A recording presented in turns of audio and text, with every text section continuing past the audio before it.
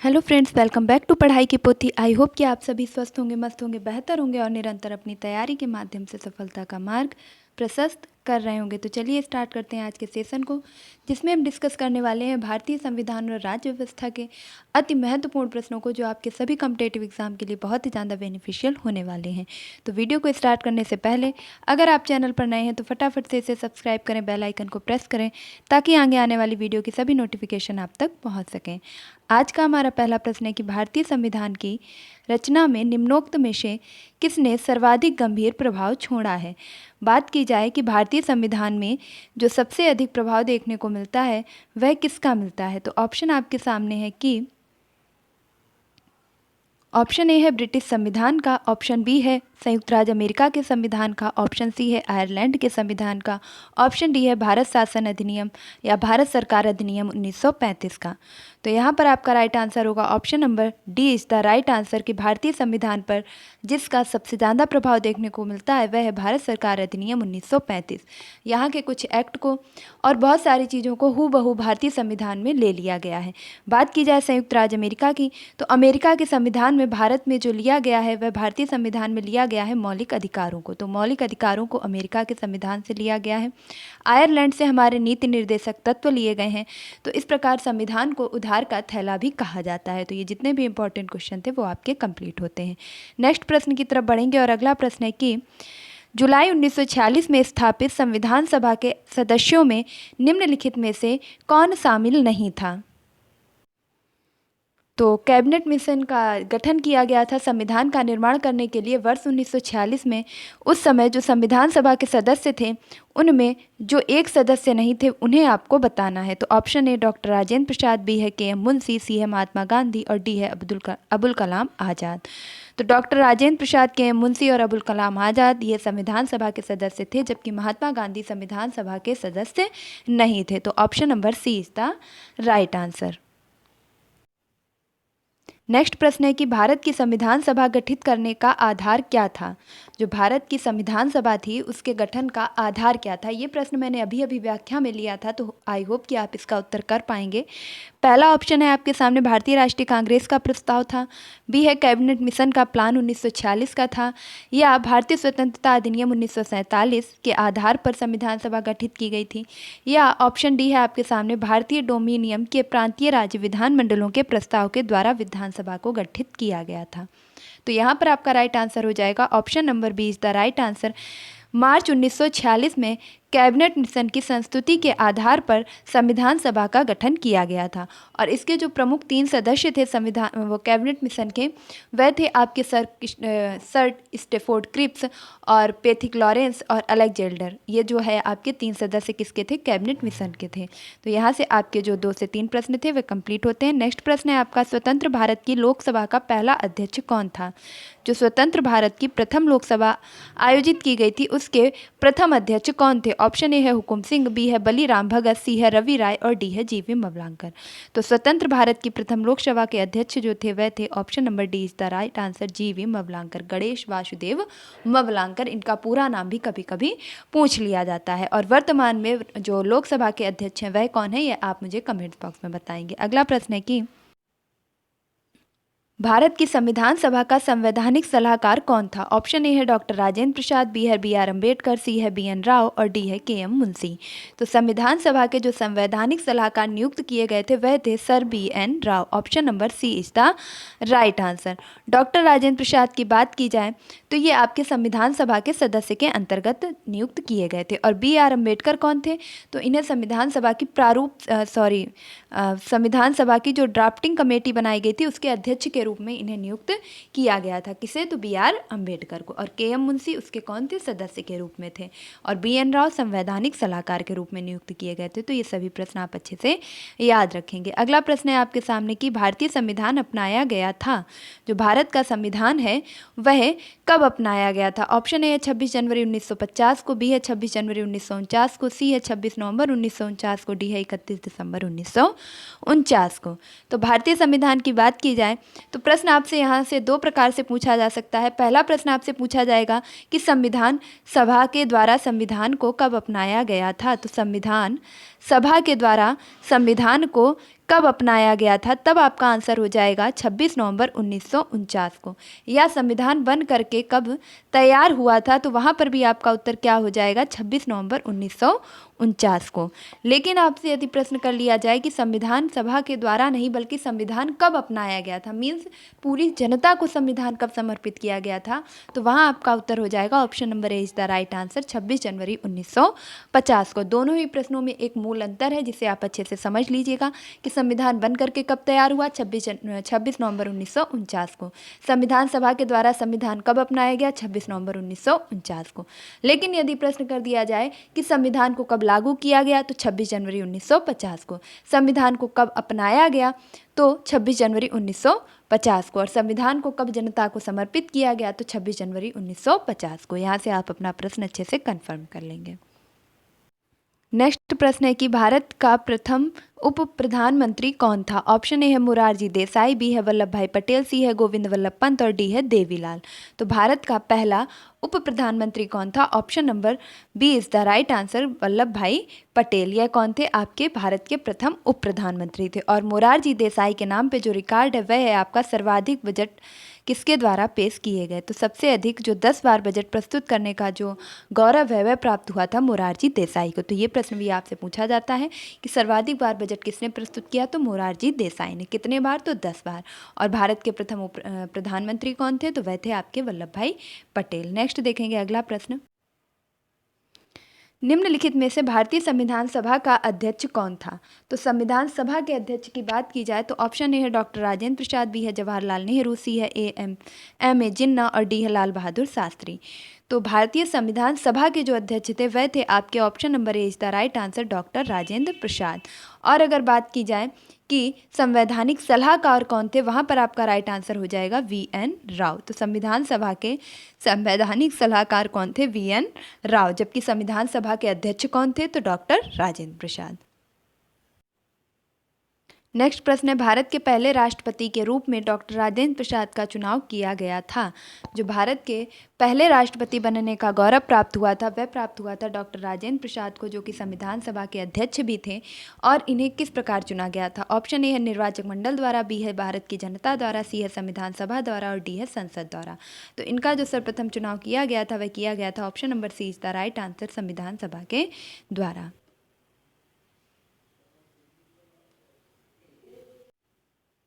Next प्रश्न है हमारा राष्ट्रगान पहली बार कब और कहाँ गाया गया था। ऑप्शन ए है 24 जनवरी 1950 को इलाहाबाद में, बी है 24 जनवरी 1950 को दिल्ली में, सी है 26 दिसंबर 1942 को कलकत्ता में और डी है 27 दिसंबर 1911 को कलकत्ता में। तो यहाँ पर आपका जो राइट आंसर बनेगा वह हो जाएगा option number D is the right answer कि सबसे पहली बार जो हमारा राष्ट्रगान था यानी कि जन गण मन, यह जनगण मन हमारा सबसे पहली बार कहाँ गाया गया था, तो यह गाया गया था 27 दिसंबर 1911 को कलकत्ता में गाया गया था। इसके साथ आप याद रखेंगे कि जनगण मन को गाने में जो कुल पूरा समय लगता है वह आपका 52 सेकंड का लगता है। कितना लगता है, 52 सेकंड का लगता है। यदि प्रश्न पूछा जाए कि जनगण मन को गाने में संक्षिप्त रूप से कितना समय लगता है, तो 20 सेकंड का लगता है, जिसमें प्रथम और अंतिम पंक्ति का गायन किया जाता है। और जनगण मन को लिखने वाले कौन थे, तो याद रखेंगे इनके रचयिता थे रविन्द्रनाथ टैगोर और इन्होंने इसका बंगला भाषा में अनुवाद किया था जिसे कहा जाता है अमार सोनार बंगला। प्रश्न ये भी पूछा जाता है कि जनगण मन का बांग्ला भाषा में रूपांतरण क्या होगा, तो अमार सोनार बंगला इसका मुख्य शीर्षक रहता है। और रविन्द्रनाथ टैगोर को 1913 में गीतांजलि के लिए पुरस्कृत भी किया गया था। अगला प्रश्न देखेंगे और नेक्स्ट है कि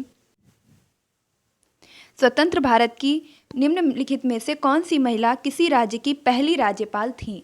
तो पूरे स्वतंत्र भारत की अगर बात की जाए तो पहली राज्यपाल कौन रही हैं और किस राज्य की रही है ये भी आपको बताना है। ऑप्शन ए है श्रीमती सरोजनी नायडू, बी है सुचेता कृपलानी, सी है इंदिरा गांधी और डी है विजयलक्ष्मी पंडित।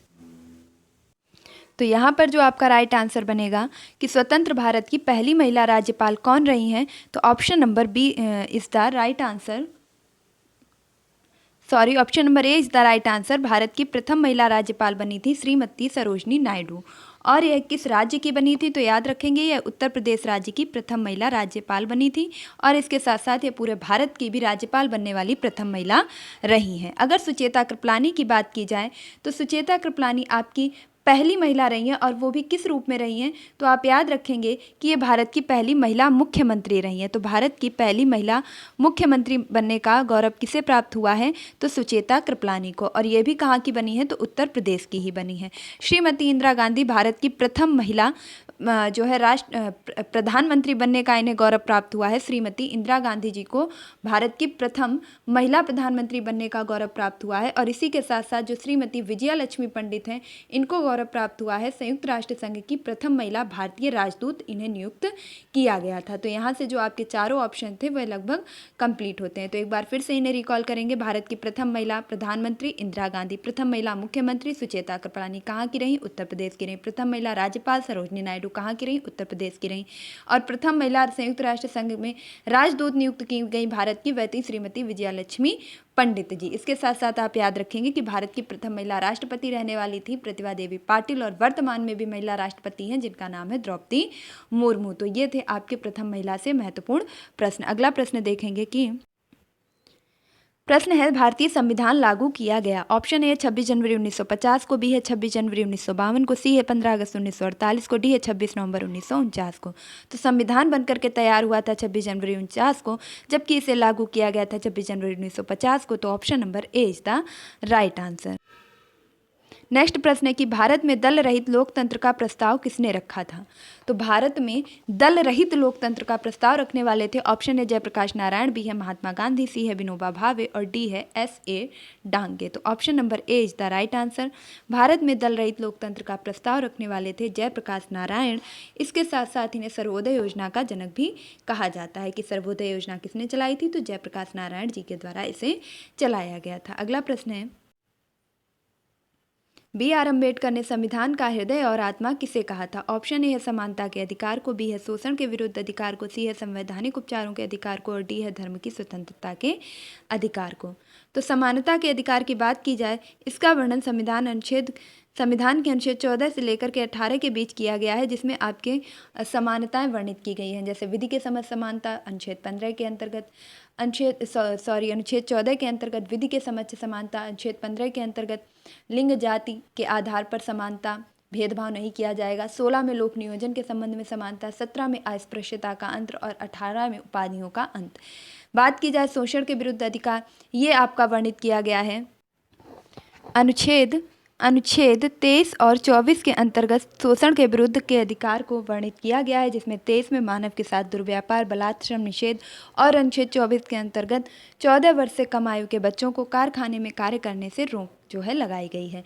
अनुच्छेद आपके संवैधानिक उपचारों के अधिकार की बात की जाए, इसका वर्णन अनुच्छेद 32 के अंतर्गत किया गया है और इसे ही B.R. अम्बेडकर के द्वारा संविधान का हृदय एवं आत्मा की संज्ञा दी गई है। तो option number C is the right answer. ये जो आपके अधिकार हैं ये दिए गए हैं आपके मौलिक अधिकार के अंतर्गत, और मौलिक अधिकारों का वर्णन अनुच्छेद 12 से लेकर के 35 तक किया गया है।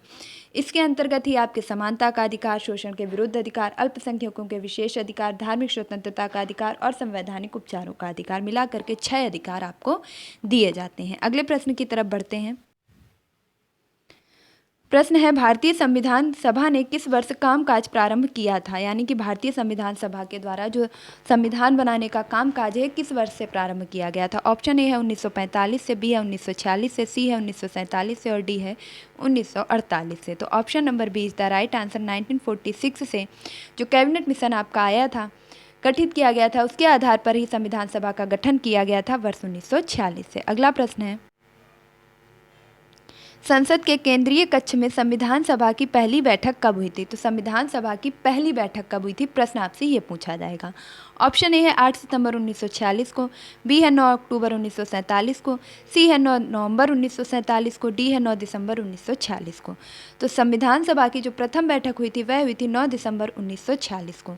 ये कहाँ पर स्थित हुई थी, ये कहाँ पर आयोजित की गई थी, तो ये दिल्ली के स्थित कौंसिल चैम्बर पुस्तकालय में आयोजित की गई थी। इस संविधान सभा में जो निर्णय लिए गए थे वे कुछ इस प्रकार थे कि संविधान सभा के अध्यक्ष के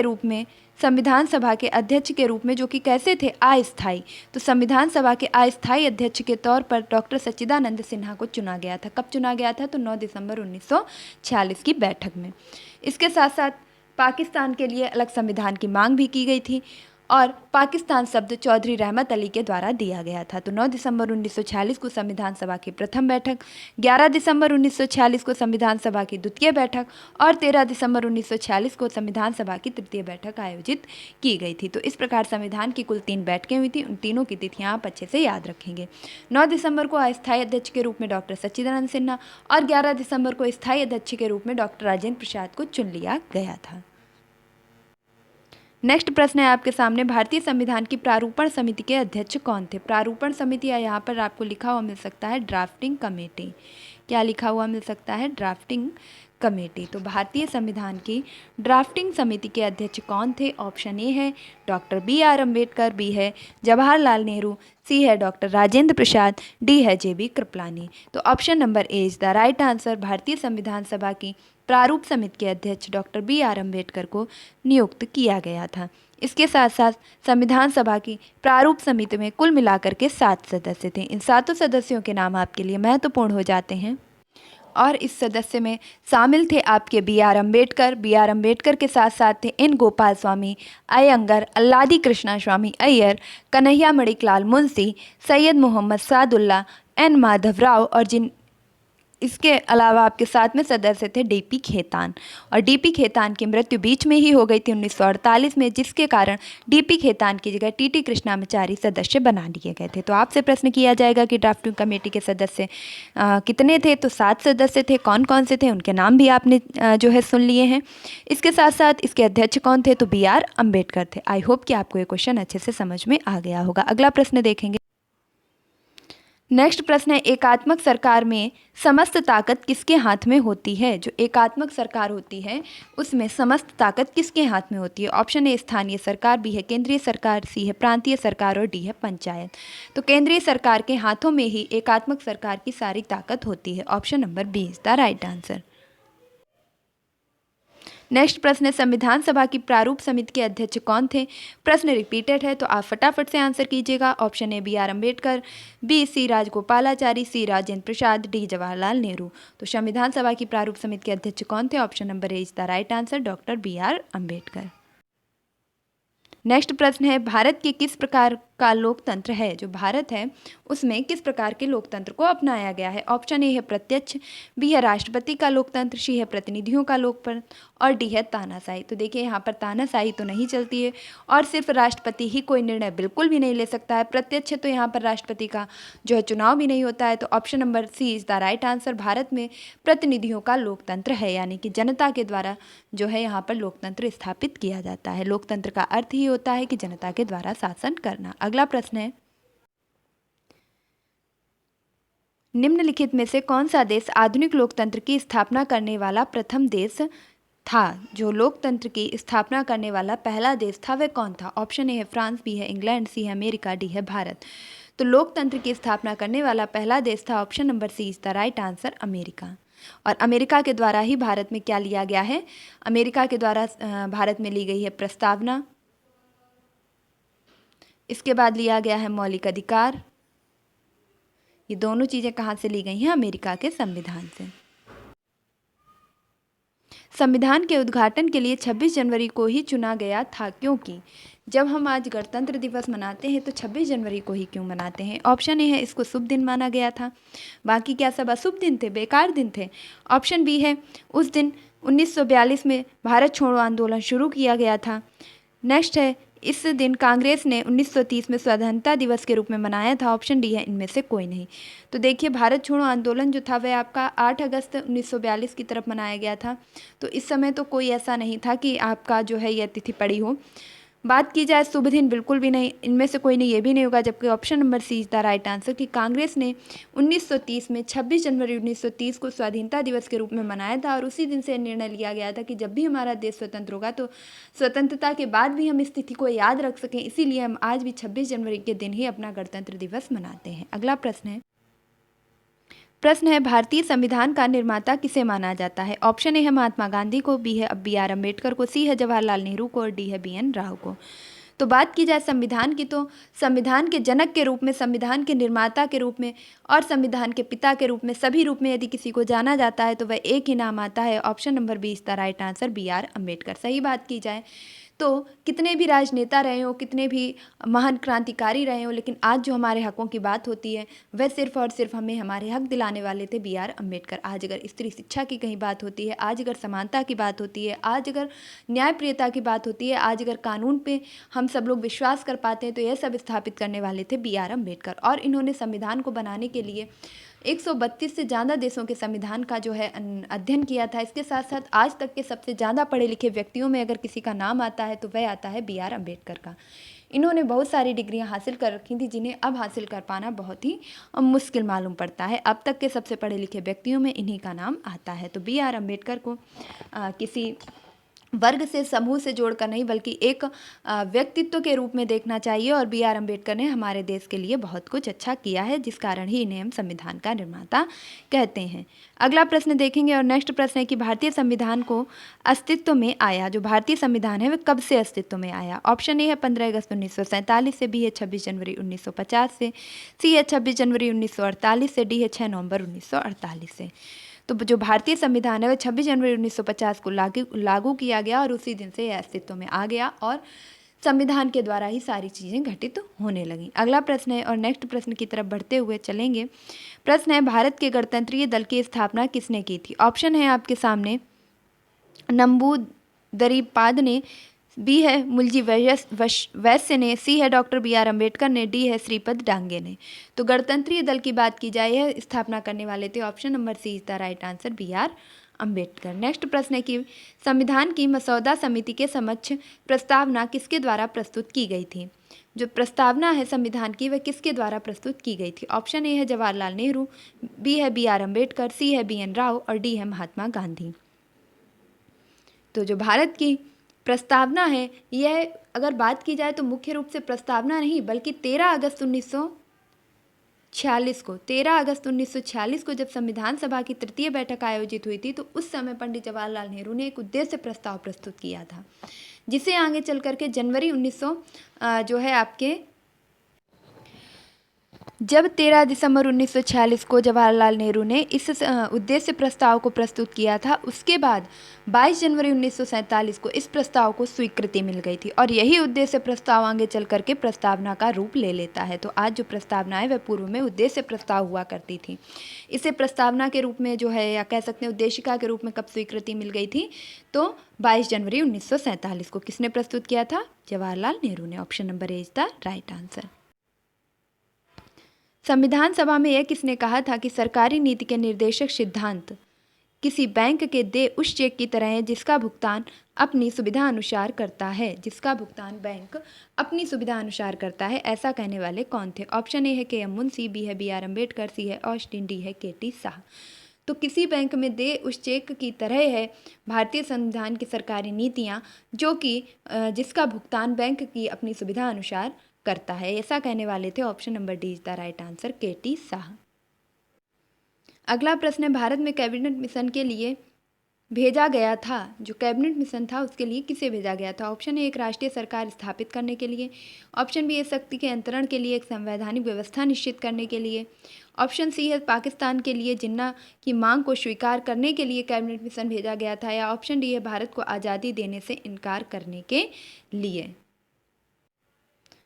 तो उतने समय से हम यही बराबर चर्चा करते जा रहे हैं कि कैबिनेट मिशन 1946 में स्थापित किया गया था संविधान सभा का निर्माण करने के लिए। तो option number B is the right answer, शक्ति के अंतरण के लिए एक संवैधानिक व्यवस्था को निश्चित करने के लिए कैबिनेट मिशन का गठन किया गया था।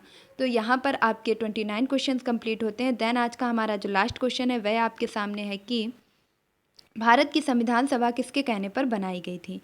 ऑप्शन ए है वेवल प्लान, बी है क्रिप्स मिशन, सी है अगस्त का ऑफर और डी है कैबिनेट मिशन। तो हम सभी जानते हैं कि मार्च 1946 में कैबिनेट मिशन का गठन किया गया, जिसके आधार पर संविधान सभा गठित की गई। कैबिनेट मिशन के 3 सदस्य कौन थे मुख्य रूप से? तो स्टेफोर्ड क्रिप्स, पैथिक लॉरेंस और अलेक्जेंडर, ये तीनों आपके कैबिनेट मिशन के प्रमुख सदस्य थे। तो इसके आधार पर आपके बनाई गई थी संविधान सभा। Option number D is the right answer. तो ये थे आज के आपके टॉप 30 क्वेश्चन। आई होप कि आपको जरूर पसंद आए होंगे। अपनी परीक्षा की दृष्टि से हेल्पफुल लगे होंगे। तो अगर आपको यह वीडियो थोड़ा सा भी पसंद आया है, क्वेश्चंस थोड़े से भी हेल्पफुल लगे हैं, तो प्लीज़ इस वीडियो को एक लाइक ज़रूर दीजिएगा। आपका एक लाइक मेरा काफ़ी हौसला बढ़ाता है, नेक्स्ट वीडियो लाने के लिए इंस्पायर करता है। और अगर आप चैनल पर नए हैं, आपने अभी तक इसे सब्सक्राइब नहीं किया है, तो क्या कर रहे हैं, फटाफट से इसे सब्सक्राइब कीजिए, बेल आइकन को प्रेस कीजिए, ताकि आगे आने वाली वीडियो की सभी नोटिफिकेशन आप तक पहुँच सके। मिलती हूँ अपने नेक्स्ट वीडियो में, तब तक के लिए खुश रहिए, मस्त रहिए, पढ़ाई में निरंतरता बनाए रखिए, अपने माता पिता गुरुजनों का सम्मान कीजिए और पढ़ाई की पोथी को सपोर्ट करना बिल्कुल भी ना भूलिए। Thank you for watching this video. Like, share and subscribe.